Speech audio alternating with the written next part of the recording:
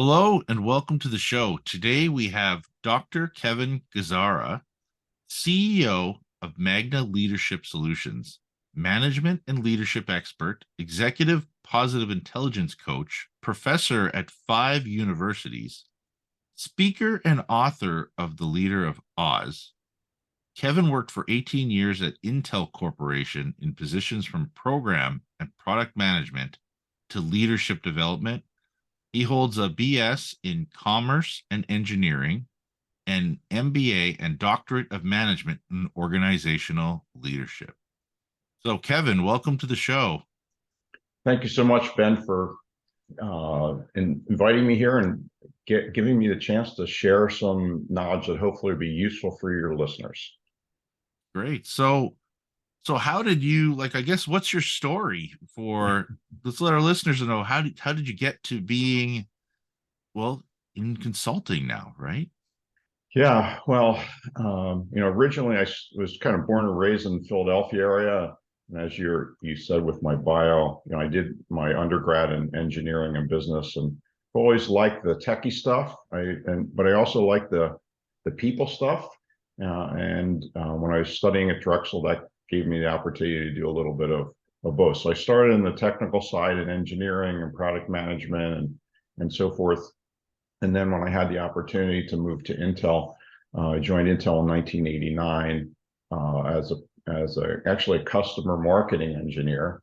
And then I became a product manager and ultimately a general manager and operations manager for them.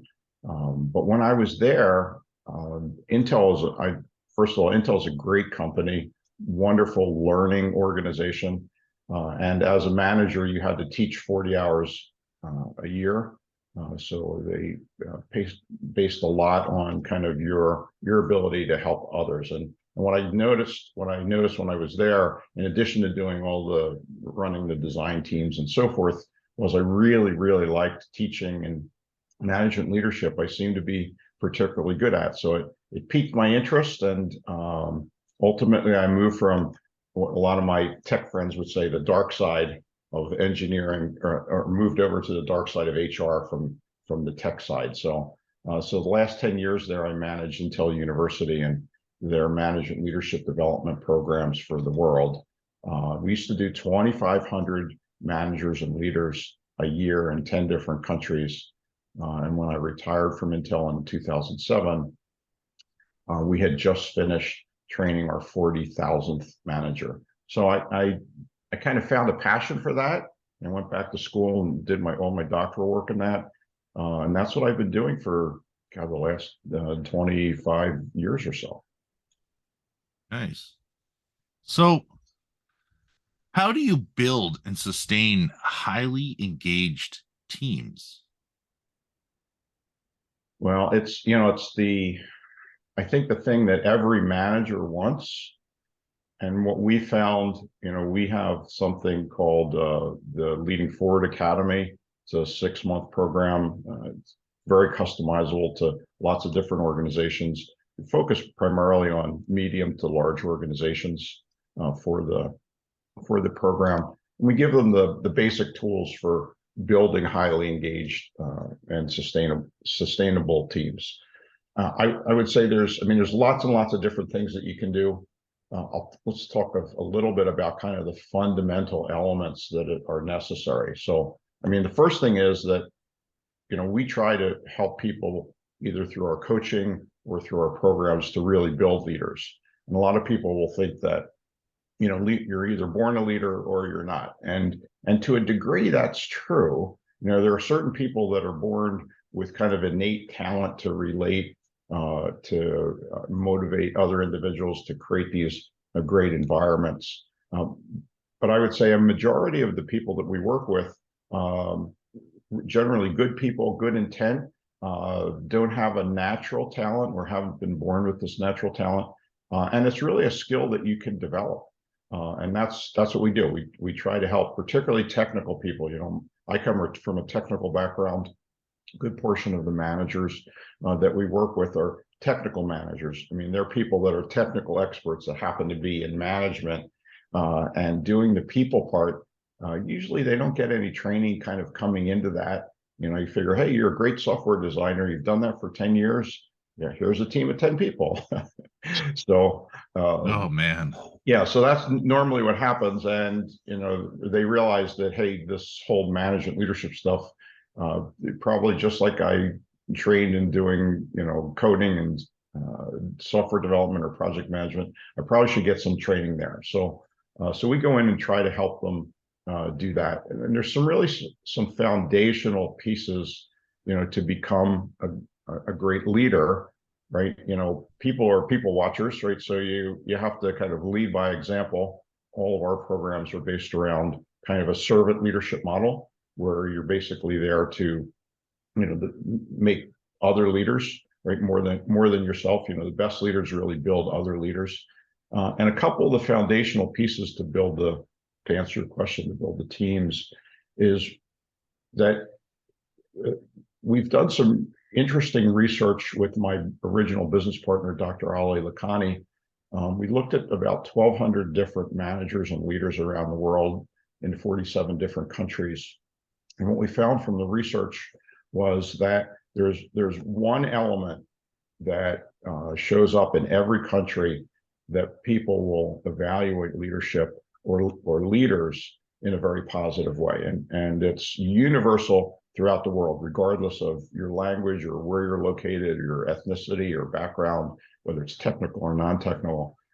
And the magic formula, the silver bullet here is communication, right? People will tell you that, and people think, oh yeah, well that makes sense. From the research on the 1,200 leaders, we found that it's a very interesting thing. One leader said that was the most important thing, and when we asked the people that worked for them, they said that was the thing that they did the worst. So even though the leaders know that this is the right thing to do, the execution of it is very, very difficult. So my tip would be is if you really want to become a great leader, the first thing is to work on your communication, and it's really the frequency of your communication rather than the intensity of your communication. So talking to your people, connecting with your people, being available for your people on a regular basis. Hopefully each day, where you can spend 5 minutes a day is better than 20 minutes at the end of the week, or an hour at the end of the month. So it's really the touch points for you that really make a difference. So that's the first thing. And the second thing, with regard to communication, is that you have to become a better listener and a coach, right? That's the other thing is the best leaders really listen, and they act in a coaching role as opposed to a telling role. So they really want to have that kind of dialogue rather than two monologues of kind of, here's what I want, here's what you want, and kind of having two monologues going on. It's really listening, because quite often a lot of your experts that you're managing really do have that additional level of knowledge, and you really want to tap into that so that they stay motivated and engaged. So a couple different things I wanted to talk about here. So I've worked at quite a few different places over the years, and the number one mistake that companies make, and you kind of brought it up earlier, is, oh, hey, you're a really good salesperson. You're a Yeah, number one. You're now our manager, but right. they've done nothing to develop the skills to get them ready to be a manager, right? So Yes, they don't get them ready. They move them up, promote them, and then what happens is that person usually ends up liking the position at first because it's like, I'm a manager, right. and they like the title. It's the title. But Yes, what ends up happening is it all starts falling apart because they just keep doing what they used to do, which was being the number one sales guy instead of actually supporting their staff, training their staff, transitioning to that point of where they are now training them or training their team, right? The other thing that you talked about too was it's a skill that you have to be developing. So for instance, like right now, I'm an entrepreneur. I've been an entrepreneur for about a little over 2 years, but I, made some mistakes early on, and because of that, I didn't end up getting to hire any employees. However, I realize I have to make sure to keep those skills fresh. So I'm actually in a networking group, and I decided a Mhm. little over 6 months ago that every Monday night I was going to hold a training of some sort and give back to the community. I don't charge anything for this, but what I do is I'll have anywhere from like 2 people to 20 people on the call Yeah, every single Monday via Zoom. And people are like, well, why are you doing this? I'm like, well, because I'm used to having 5, 10, 15, 20 people underneath me that I have to manage. So I right. need to keep practicing my skill of teaching people. So I'm teaching people and keeping those skills fresh because people don't understand that, like, many years ago, '02 to '06, I would be in like a quarterly meeting and I'd address 100 to 150 people. Well, I Mhm. haven't done that since '06, right? So how have I practiced those skills? I can't just get up on a stage and address 150 people. I might be able to do okay, but you have to practice that stuff. It's a skill that you always have to keep working on. Yeah, and I 100% agree with you that you have to stay fresh on kind of what you want to work on, and hopefully you have a personal development plan. I mean, I have a personal development plan. I have people that I work with. You have, I would encourage anyone listening to the call is if you're most people are not disciplined. They get things done. They're not overly disciplined. They know the right thing to do. And that's the reason to kind of have a buddy or a coach or a mentor, whatever, to help you kind of be the best that you can be, right? So as you've pointed out, you've created a habit, or you've created a process, a sequence that every Monday night you're going to do the types of things that you know that you have to do. So a lot of people may think that they know what they have to do. The key is about the execution and the application. And what I found is that having a coach, a buddy, we call them capability partners rather than accountability partners. Having a capability partner, kind of we bake into our leadership programs where you're meeting with them on a regular basis, that you're reflecting on what you're learning, you're talking about what's challenging, you're talking about what's working, you're sharing tools back and forth with each other is a really good way to kind of get you into that kind of continuous what they would call growth mindset.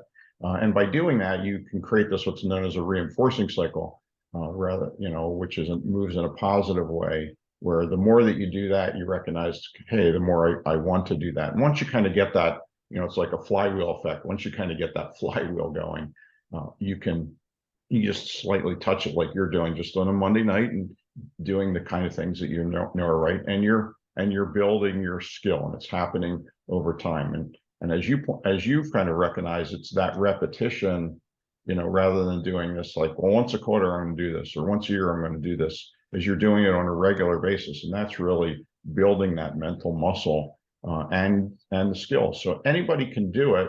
I think one of the things that you mentioned about the manager that gets rewarded with like, here's a team and go manage them with like the sales people, is that it's uh, that I think people they like the titles. There's usually money that comes with it, so they like that. And the thing is it's usually a significant shock that the best managers and leaders move from being that awesome salesman to really spending the time focusing on managing the individuals. And it's significant. It's a different skill set. It feels different. You don't see that immediate cause and effect relationship. Working with someone to develop someone is causational, not correlational. In sales, like you make the call, you get it or you don't get it, so it's a 0 or 1, and you move forward. So you have all this kind of, you've lived in this world of causation, cause and effect. Make the call, yes, no, and just keep rinse and repeat. With developing people, it's more correlational. It takes a longer time. You don't see that other person develop for a long period of time. And many people, because they've been in the reinforcement mode where they're getting that instant feedback to know whether they're doing well or not, really thrive on that. And then moving into management and leadership, all of a sudden that's completely gone. Like, you don't meet with one person for an hour and voila, they're a great employee or they're a great team member. So So, you have to be ready for that. And I think that's why we find a lot of managers and leaders, they feel like, hey, I was successful in what I had done. Now I don't even know how to measure whether I'm being successful or not. Yeah. Well, yeah, a lot of them they're new. They don't know, right? And that's Right. that's the problem is, you know, it's like, hey, here you go. Here's a boat. We'll give you one paddle and let's go. Well, why do I keep going around in circles? Well, because you need to have someone else helping you with another paddle, right? And there always needs to be some sort of leader. You sooner or later you get to the top of the pyramid, and then there's not really anyone doing that. But then when you get to the top of the pyramid, usually people hire a coach or, Yeah. as you call it, capability partner, right?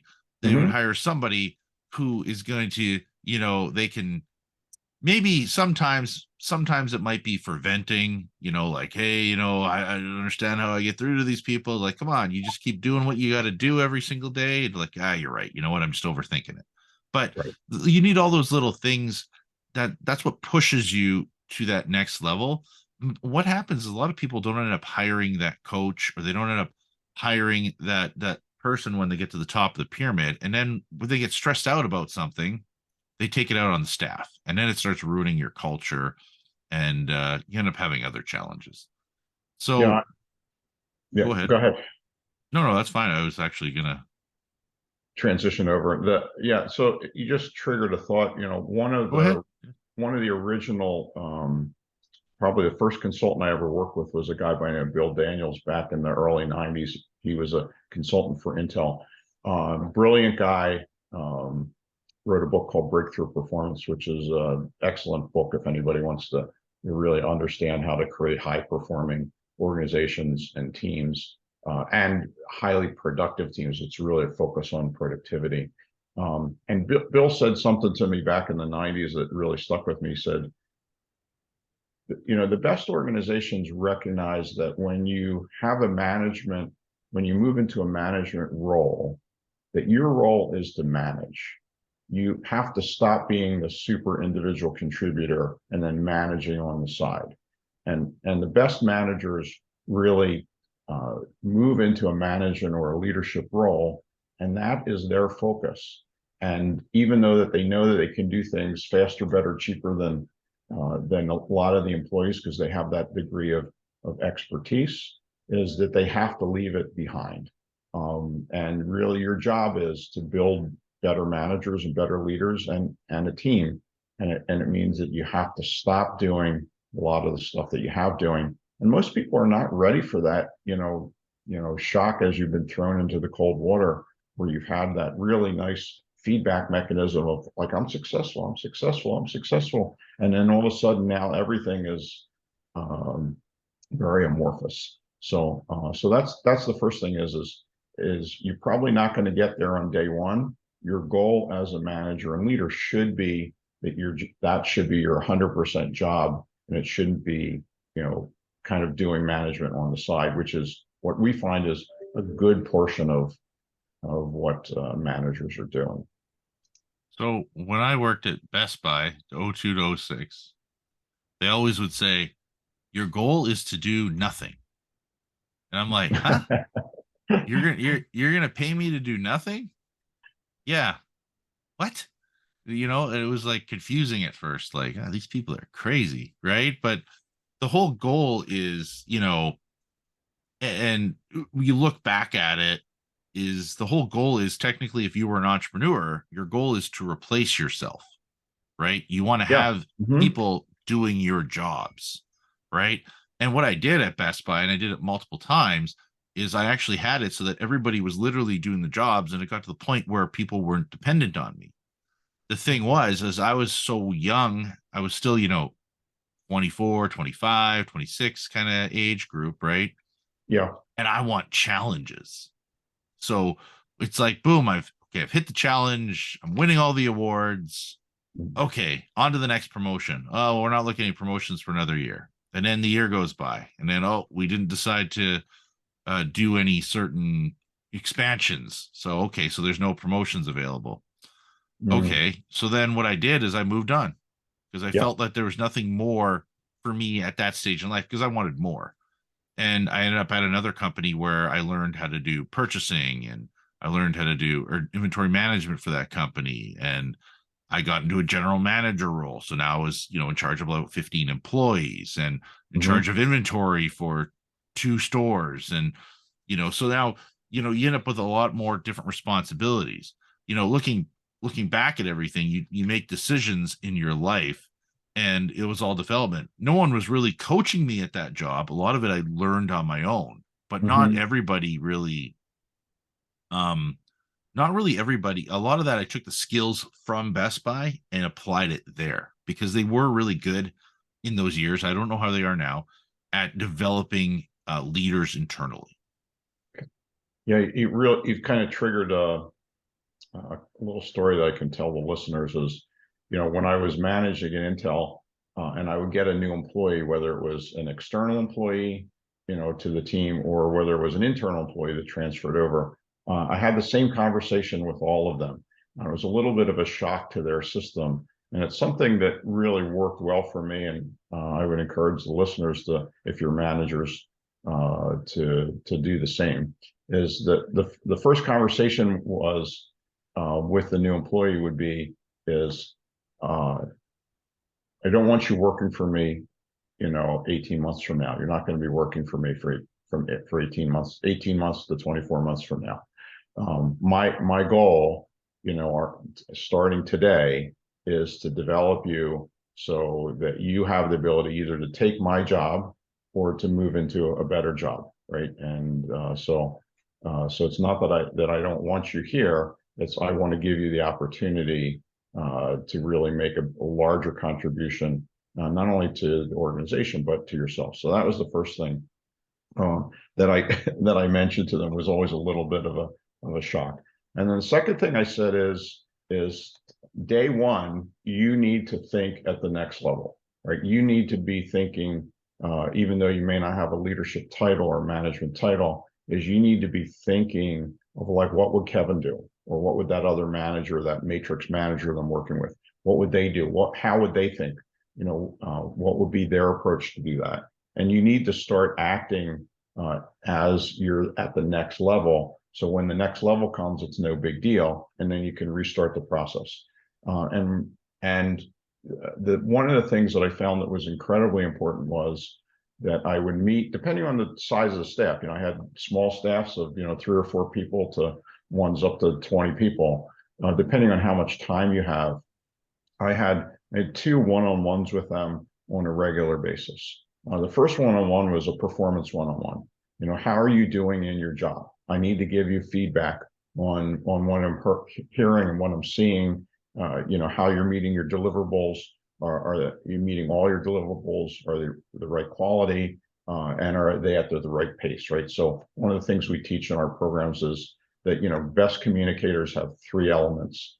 They have a quantity, quality, and pace. How much I want, how it's going to be measured as far as successful, and what's the pace? What's the pace of your deliverable? So a lot of times, rather than saying, "Hey Ben, I need this report by the end of the quarter," what I rather say is, "I need this sales report for North America as confirmed with finance," because a lot of times the systems and the big corporations don't work.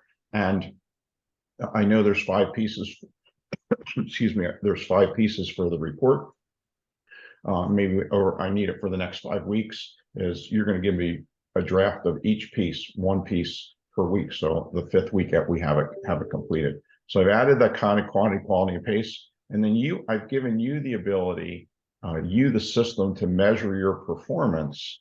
So when I go and talk with you at the end of each week, I'm not micromanaging you. I want to know, so Ben, how are you doing? And first of all, you're going to respond to me rather than saying I'm doing well or right on track. Is you would say, hey, at the end of the first week, I've got 2 of the 5 reports done. I am a week ahead of schedule, right? So I'm trying, as a manager, as a leader, I'm trying to set you up for success. And if I can do that, I'm helping you kind of self-manage yourself. And at the end of the day, my goal was to have as many people on my staff that could instantly replace me, so that I have other opportunities. And A lot of managers and leaders feel very uncomfortable with that. They would say, well, I can be replaced instantaneously. Why would they keep me? It's like, well, if they recognize that you've developed that many people, essentially like a succession planning kind of built in, which most organizations don't do, that's the number one reason they should keep you, because the next position that you move into, you're going to do the same thing. You're going to build that many more managers and great leaders. Yeah, which is true. And I mean, that's really, I feel that's what's missing in a lot of companies. Yeah. You know, I think the whole world and industries have changed because even, being in the industry I used to be in for many years, we would have reps come and they would do a whole training and they would teach you, how to do the whole sales process of their products. And they would come by and they'd spend time with you and make sure that you're professionals in that space. Yeah. And then all of a sudden it turned into like, hey, what's the deal with such and such product? Just look on our website. Okay, yeah, but like, are you going to come and like give us professional training and, help develop us? So, I mean, I've noticed on a lot of manufacturers levels, they don't even value training their accounts anymore at the same point, right? But while some companies invest heavily still in that training and making the trip out and having like a, an industry night or whatever, where they, spend a couple hours, with you, building that relationship as well as training you. As well, I mean, a lot of companies, you know, they got away from having like a training manager or Mhm. someone who's Right. developing their people. They just kind of let them make the mistakes and hope they figure it out. And if they don't, they get rid of them or demote them and hire someone who will. And unfortunately, I don't know why this is considered acceptable because I've grown up with, maybe just due to my age group, I've grown up where there always is somebody developing, there's always somebody motivating, there's always somebody building those employees. Because the whole point is, if I get hit by a bus tomorrow, as Kevin O'Leary likes to say, um, you know, who's gonna make sure that your business carries on, right? Yeah. And if you Mhm. have other people that are already trained in all these areas, it can leave. And I will tell you this: I worked this one job for 10 years, and that job there, I had a particular job I had to do, and I told the owners multiple times, we need to train someone else to do this job. This job was purchasing product for two Mhm. stores, right? And they Yeah. told me, no, we don't want to train somebody on this. It's like, yeah, I get it. Yeah. But like, what happens if I quit tomorrow? Well, you're not going anywhere. Well, but what happens if I do? What happens if I die? And they kind of looked at me like, oh, well, you're not going to die. You're young. Okay. Okay. But anyways, what happened was 2 years later, I quit. Mhm. And Yeah. then over And two they weren't years, ready, right? after 2 years, over 2 years after I left, they still didn't have it figured out. Staff were still telling me like, yeah, we've been out of product for on this such and such brand for a month. We've been out of this for this long. When you were here, we might have been out of stock for a week on some of those products, but Mhm. they just didn't, because we didn't have that succession plan. We didn't have someone trained in doing that and managing that. So this is all showing. I mean, it's all about your systems and processes, and Right. you need to develop a system and process where you're developing your people. And if you don't have a system and process to do that, you need to get on the phone with someone like you, right? Or someone else that is going to make sure that you have these systems and processes in place, that you're going to make sure that you're developing people, because it is very important for the success of your company. Well, and let me piggyback on that information that you're talking about. The One of the things that we found is that most organizations, particularly what I would call organizations that aren't learning organizations that really don't value that development, is that they see training as an expense rather than as an investment. That's the biggest thing. Is I don't have the whatever number it is, whether it's small amount, $5,000 or $1,000 or $10,000, $100 million, whatever the amount of money that is for that training, whether it's short term or long term. They look at it as an expense, and they want the immediate. If I spend $10,000 sending this team to go and do this leadership, I expect that we're going to get $10,000 of sales instantaneously. And unfortunately, it doesn't work that way. So one of What the do you things, mean it doesn't work that way? I want my 10 grand back. yeah. So what we've done, which we found is a whole lot better. In fact, the listeners can do it themselves. We created a site. I worked with a developer, and there's a site out there that is free to anybody to use. By the way, it's called the attritioncalculator.com. So if you go to that attritioncalculator.com, there will be 3 questions. Like, so how many people do you have? What's your turnover rate? What are you paying them? And you click that, and then it goes and it does an analysis. I think it's about 20 different factors, and it basically says for each person you're going to lose, it's going to cost you this amount of money. I mean, real money, with regard to working with HR or a recruiter or having people cover for them or lost sales. It's all kind of in that calculation. And I would encourage people to kind of go and do that. And one of the things that we started doing many years ago, we developed the attrition calculator probably about 10 or 15 years ago, was that when somebody, a prospective organization says, hey, we recognize that, we don't have very good managers and leaders. Can you help us? It's like, yeah, we absolutely can help you. And usually the first question is, well, I've got 4 hours on, we're getting everybody together for 4 hours on this Friday. Can you come in and, build our leaders? And the answer is no. We can come in and show you some stuff that will make them excited. But unless you have, as you pointed out, that system, that reinforcing system where they're working with a capability partner, where they have the access to a coach, where they're getting the content. We do what we call reinforcement messages every Monday for the program that reinforce all the learnings. The other thing that we've moved away from is if you look at our site, magnaleadership.com, there isn't a word training in there. We don't do training, right? Because when you say training, your other organization thinks, oh, expense. And we do development. We do development that gets results, right? And then people can say, okay, that's an investment. So when we talk to an organization, we've got several organizations right now that are running through our management, our Leading Forward Academy. And the very first conversation is let's talk about what your turnover rate is, the people that you're losing. And particularly today, it's a seller's market, right? There are more job openings than there are people. So retaining your best people and attracting new people is absolutely critical for you to be successful. So what we do, in fact, we just did this with a large organization up in North Phoenix that we've been working on, a call center. We said to them, what's it cost you for the people that you're losing? We talked to the HR manager, we talked to the CEO. I'm like, I don't know, we never calculated it. It's like, okay, well, let's do that. If you don't know what it's costing you, because their turnover rate was in the 33%, which is actually pretty good for a call center kind of environment.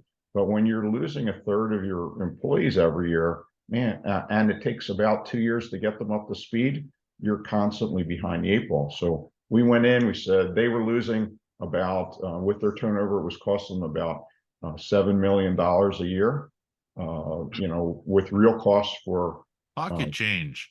Yeah, lots. And this is a big order. It had several hundred. Yeah, I know. It's just that's a lot of money. And the thing, so we said to them, okay, we probably can't get your turnover to 0, but we can cut it in half. We know how to cut it in half, and that would be, $3.5 million that you'd be able to save. So we said to them, we always say the same thing is, so what would you pay to get $3.5 million back, right? And in fact, let's talk about just getting 10% of that, right? So $350,000 back. What would you invest? What kind of investment rates are you getting from the banks? So we said, hey, they said, well, I don't know. Like when we said, how about if we gave you a 10-to-1 return on investment, which would be, $35,000, right? And get 10% of that, just 10%.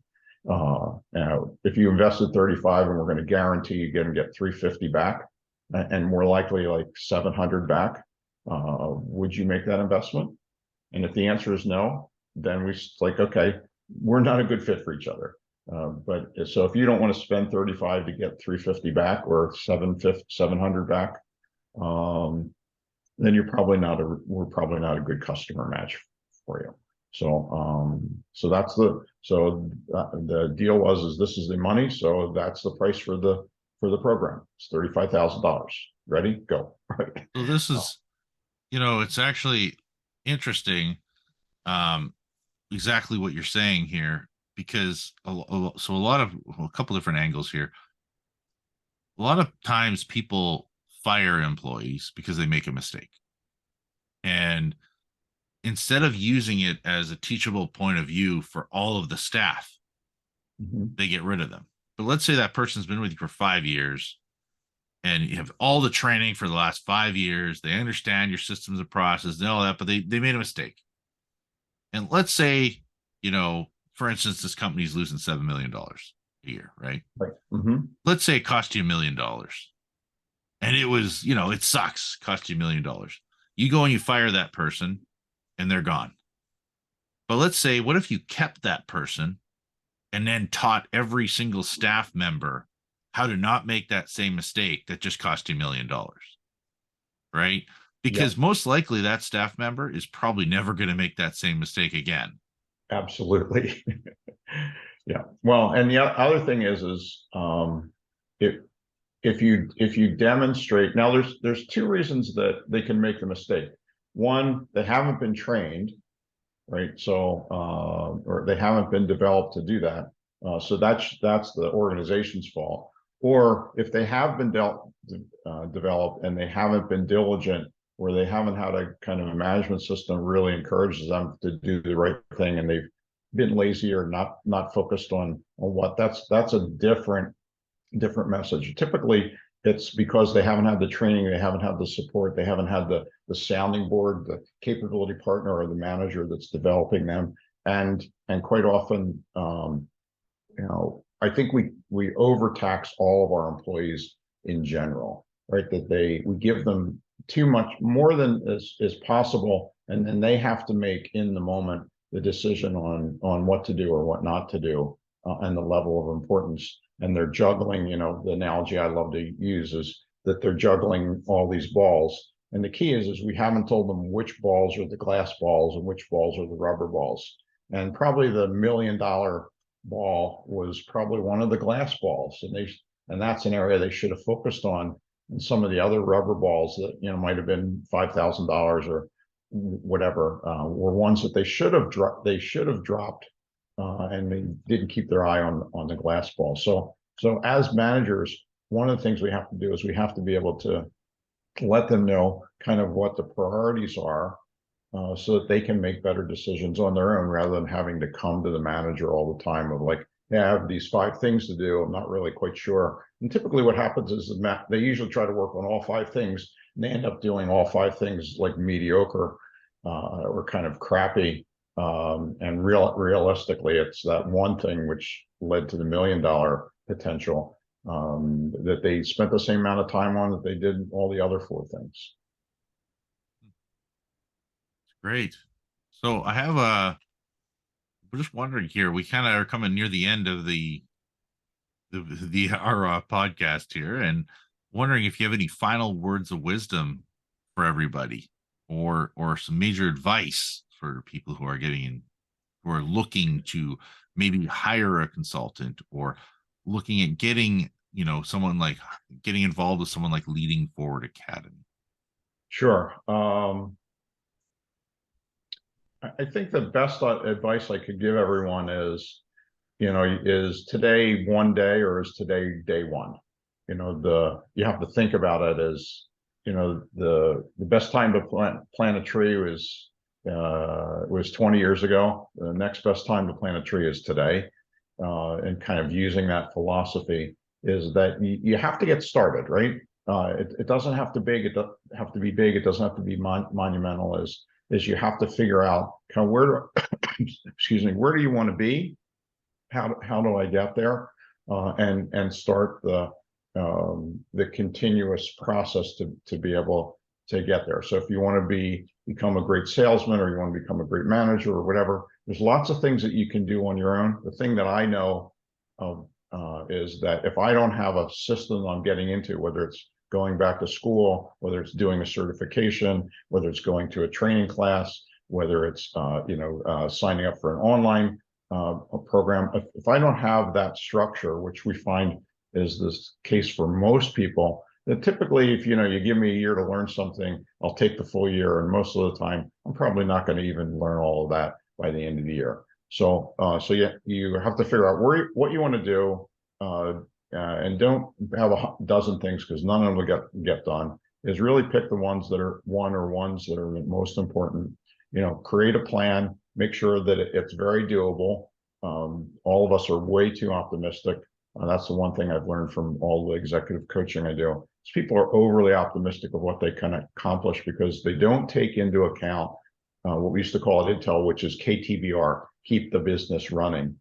Is that we think, oh yeah, I have 40 hours a week, and I can spend 10 hours.